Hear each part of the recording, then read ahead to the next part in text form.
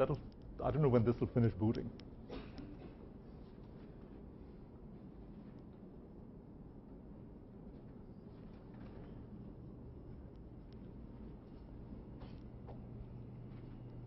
Anyone know?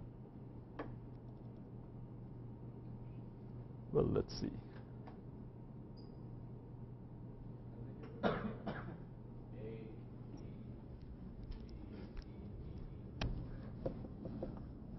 Oh, for heaven's sake.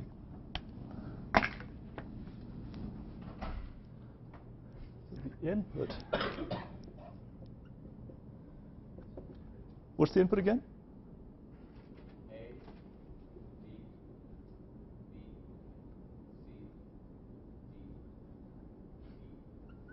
Okay, let's try that. Maybe this is not worth the trouble. So I need room to do the parsing, and I'm just going to go ahead and clear off some space. And this is way cluttered, so let's clean this off as well.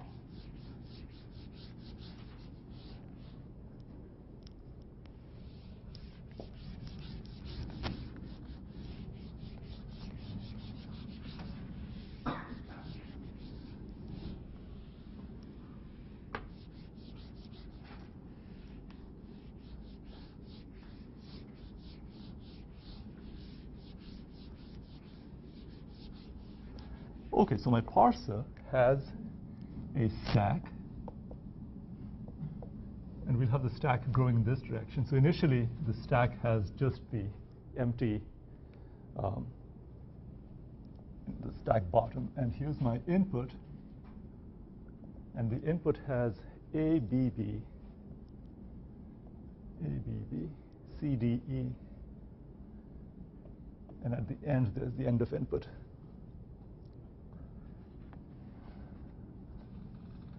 So we begin this with the bottom of stack marker and then the initial state. And the initial state is the state that comes from this item. And in this case, I think that was state 0. Is that right? So I have that and state 0. Okay, so that's what the top of stack marker is pointing at. I don't need this anymore.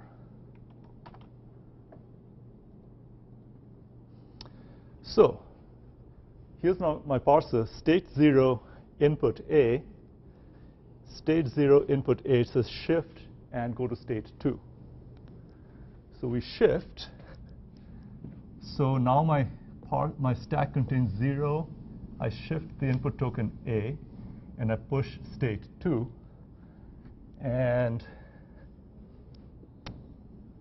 now my input is B, B, C, D, E, $. Okay? That's because I did a shift action.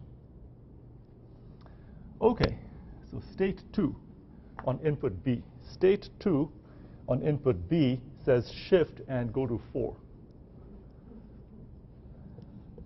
So now my stack it's a shift action, so I shift that guy over.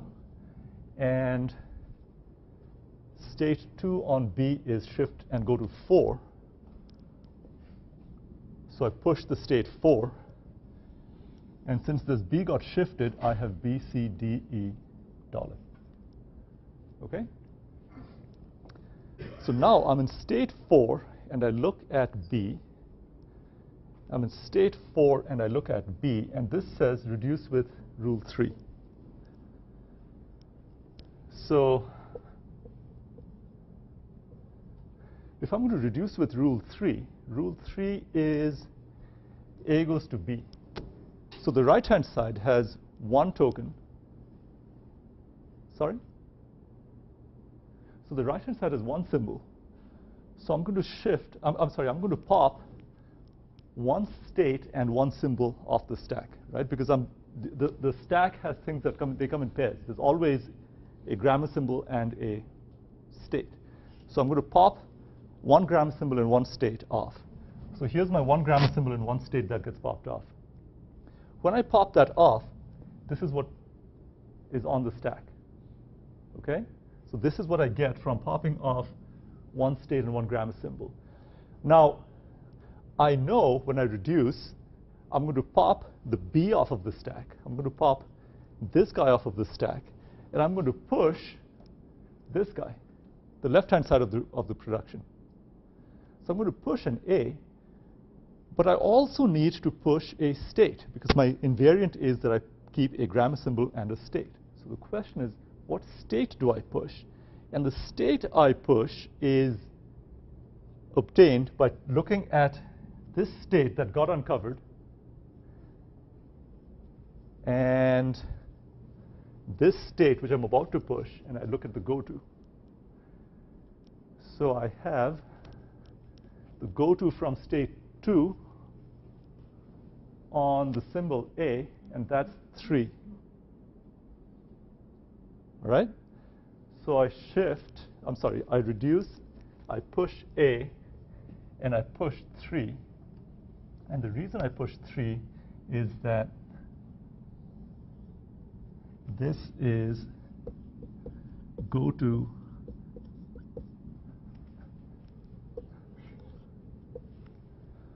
from state 2 on A. What's that? That's what I mean. That's why this guy gets pushed. From state 2, from this state on A, I go to 3. Okay? And the input is B, C, D, E, $. That doesn't change. So now I'm in state 3, and my input is B. So state 3, input B, it says shift and go to 6. So now I have $0 A to big A3, shift that B and go to 6. And my input is C, D, E, $. And from here, state 6 on input C, 6 on input C says shift and go to 9. So here's where, remember when we first began looking at the example way back when? Began looking at this example, and the thing that was hard to figure out was, why did I reduce this B but not this B? And that's because the parse table tells us to reduce this guy but not this guy. So I shift big A3, B6, shift the C and go to 9, and I have D, E, $. And at this point, I call realloc to give me more stack space.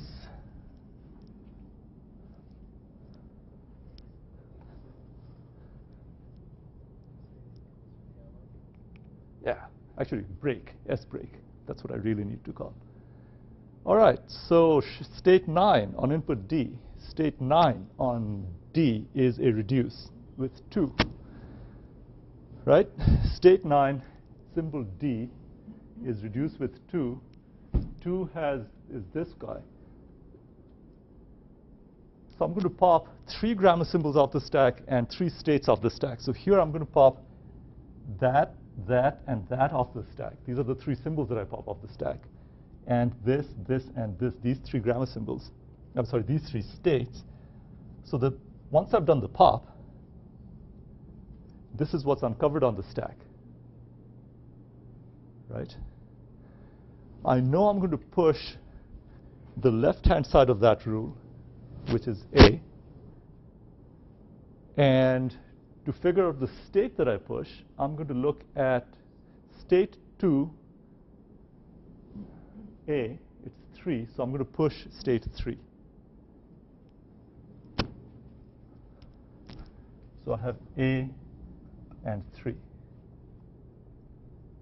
Okay? And the input is still D, E, $. So at this point, I'm going to move over here. Now here's my stack, and here's the input. Okay? So the stack has, so this is just repeating this line, 0, A, 2, A, 3, and the input is D, E, $. Everyone okay with that state? That configuration, I mean? Okay, so in state 3 input D. State 3 input D says shift and go to 7. So I have $0 A2 big A3. I shift the D. I go to state 7. That's just E.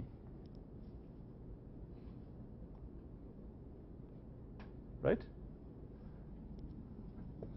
Okay, state 7 input E. State 7 input E says reduce with 4. So what is 4? 4 is B goes to D. So that's this guy here. So that gets popped off and the 7 gets popped off. 0 A2 big A3. That's what gets uncovered. Right? Once I've done the pop. So now I know I'm going to push the left-hand side of the production, which is B, and I need to push a state. What state do I push? 5. Why? Because state 3 go to big B. State 3 go to big B. Why are you looking at considering state 3? Because that's what got uncovered on the stack. Okay? So I popped the left-hand side of, the right-hand side of the rule. So that's the right-hand side of the rule and the associated states. They got popped. That uncovered state 3. And I know I'm going to push big B. So the go-to table says from state 3 on big B, I push 5. Okay? So now I have this configuration, and oh yeah, over here is $. State 5 input symbol E. State 5 input symbol E says shift and go to 8. $0 A2 big A3 big B 5 shift E and go to 8, and the input here is $. Okay? All right. So state 8 on input $, says reduce with 1. So 1, reducing with 1 means popping 1, 2, 3, 4 symbols off the stack, 4 grammar symbols and 4 states. So that's 1, 2, 3, 4 grammar symbols and 1, 2, 3, 4 states. So that exposes this on the stack. And now I need to do a go-to from state 0 on the left-hand side of that rule, which is S, and state 0 on S, go-to is 1. So I shift S, I push S and I go to state 1, and the input is $. And now on state 1, $1 I accept. Yay.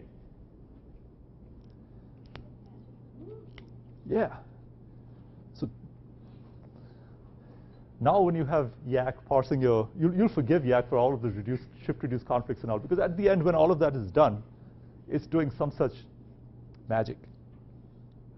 That's kind of nice. I have about 15 minutes, so let's do one thing. Let's just give it a grammar, an input string that is not in the grammar and see what happens. Okay? I mean, you expect it to give an error. Now, just work that through.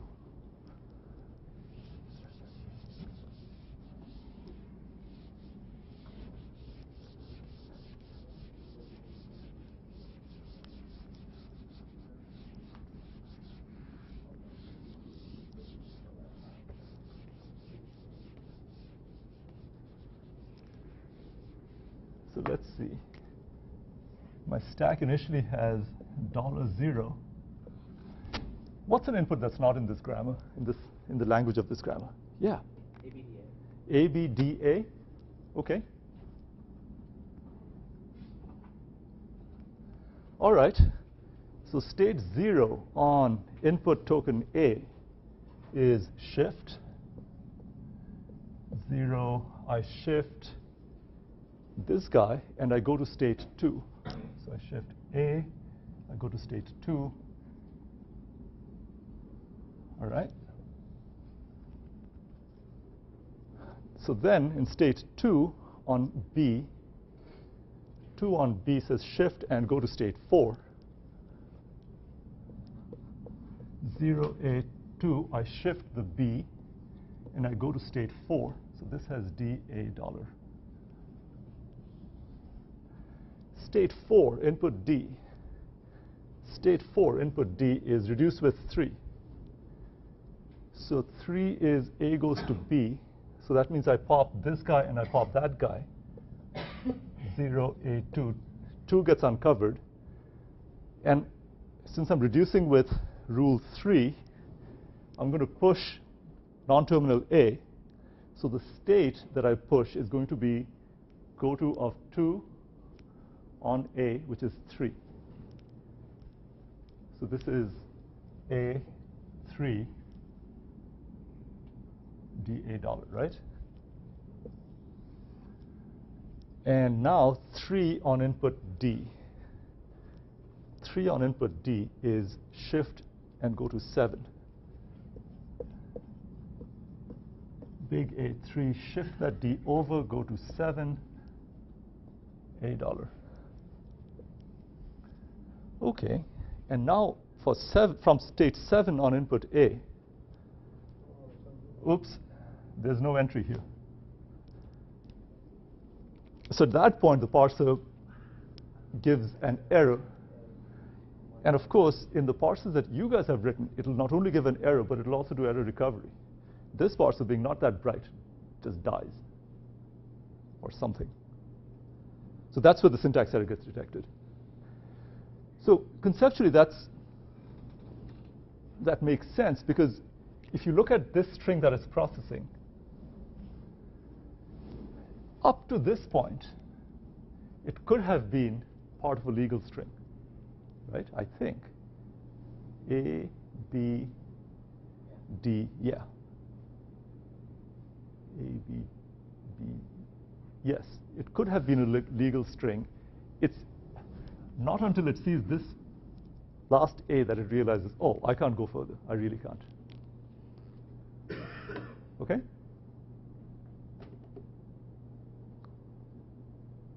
Is that fun or what? Early on a Monday morning. Thanks for doing this. Anyway, this is not on the midterm. I know.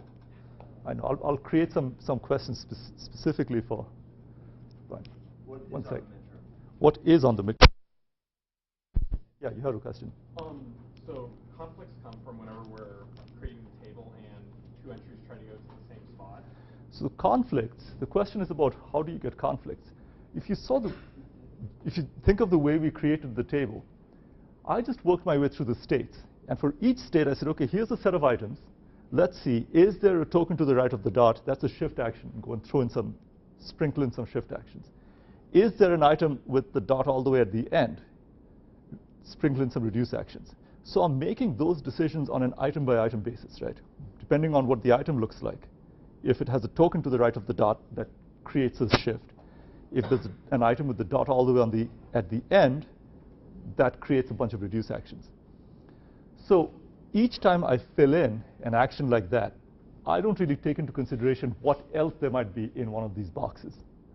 And if it happens that a particular box gets a shift action and a reduce action, because they're getting generated independently, right? The shift actions got thrown in the blue and the reduce actions got thrown in the black. If there's a box that has a shift action and a reduce action, that's a shift-reduce conflict. If there's a box that has two different reduce actions, that's a reduce-reduce conflict. What about shift-shift conflicts? Can't have them. Can't have them? It has to have the same character to get the same shift. So I'd have to have the same character to get the same shift. Yes, I can believe that. Why can't that be a conflict, though? So the reason I can't have a shift-shift conflict, which Brian just said, but he said it very softly, is that here's a state. Okay, so this is some state. And if it could be the case that on a particular token, I could get to one state, and on the same token, I could get to a different state, then I would have a shift-shift conflict, right? But this can't happen because the way I compute the target is to say, pick up everything over here that has a to the right of the dot, right? Pick up everything, and then walk the dot across and compute the closure, right? That's why I can't get two distinct targets out of here. So there's only one thing that I can go to from any state on a token. And so that's where the shift actions are, and I can't go to two different states. So I can't get shift-shift conflicts. Okay? All right. So that's good.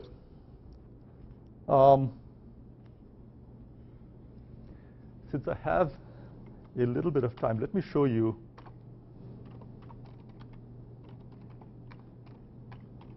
where this doesn't work. So the nice thing about SLR is that it's simple. Right? The tables don't get all that big. It's reasonable. The hard thing, the bad thing about SLR is that it has too many reduce actions. It's not very discriminating about how it throws in reduce actions. And there are two ways we can think about that. So let me put this up.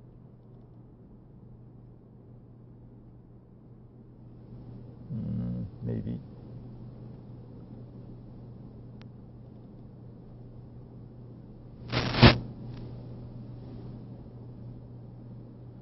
Oh, come on.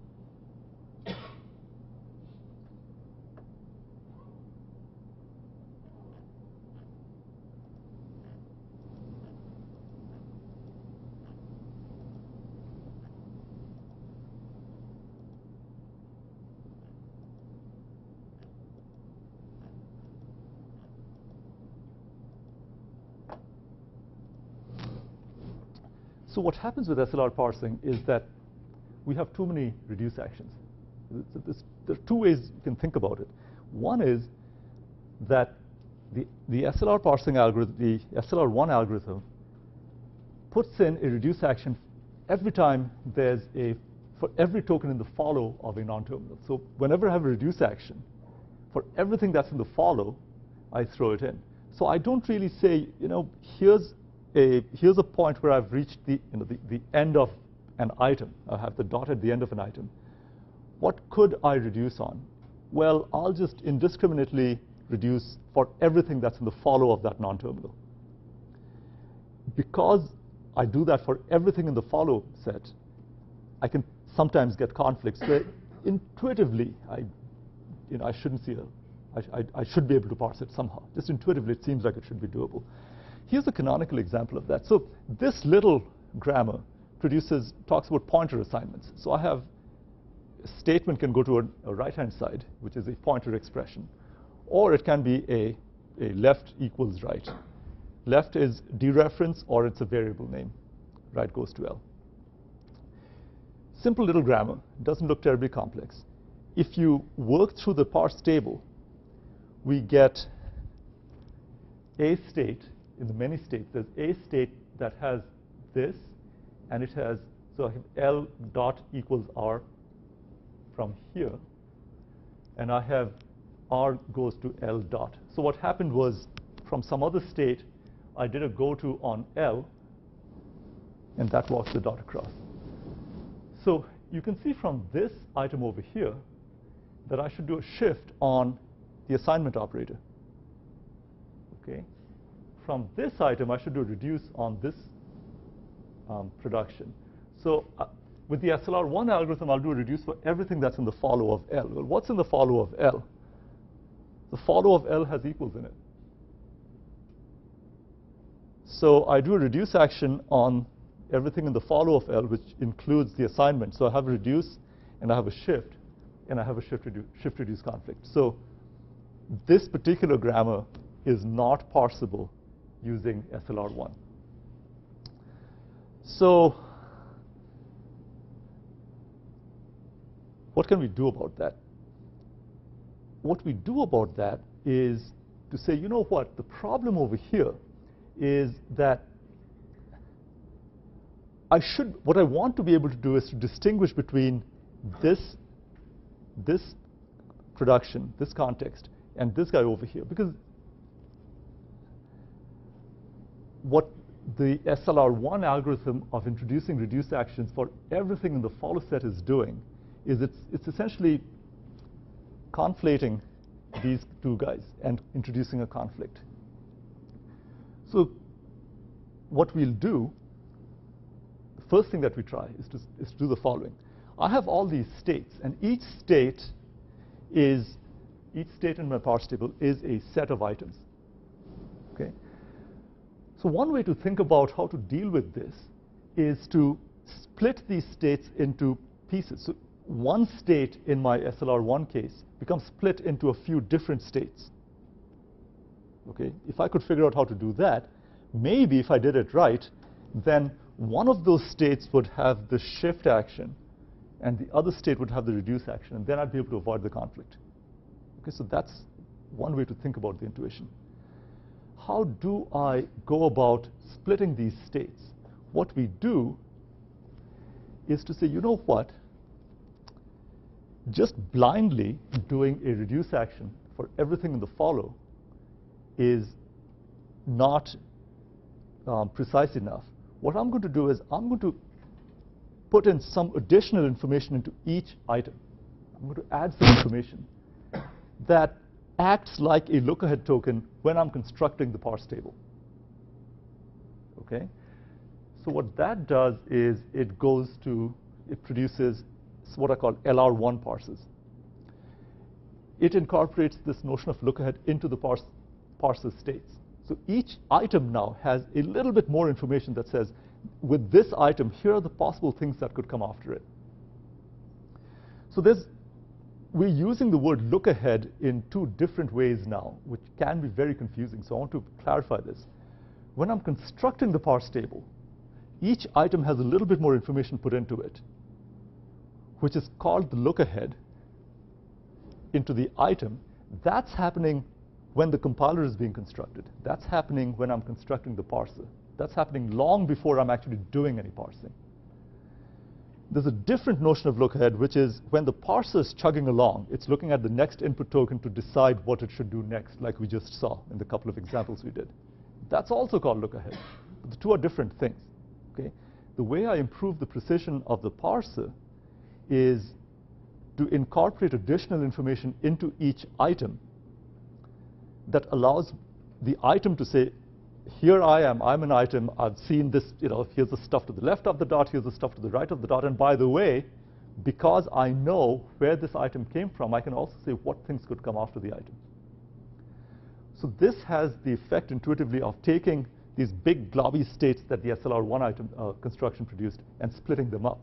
The downside is that when I take a state and I split it up, I get more states, right? So the more precise states that I get, there's a lot more of them, which means my parse table gets a lot bigger. But I'm out of time, so we'll continue this discussion next Monday. Okay, Wednesday is your midterm. I'll see you guys here at 9.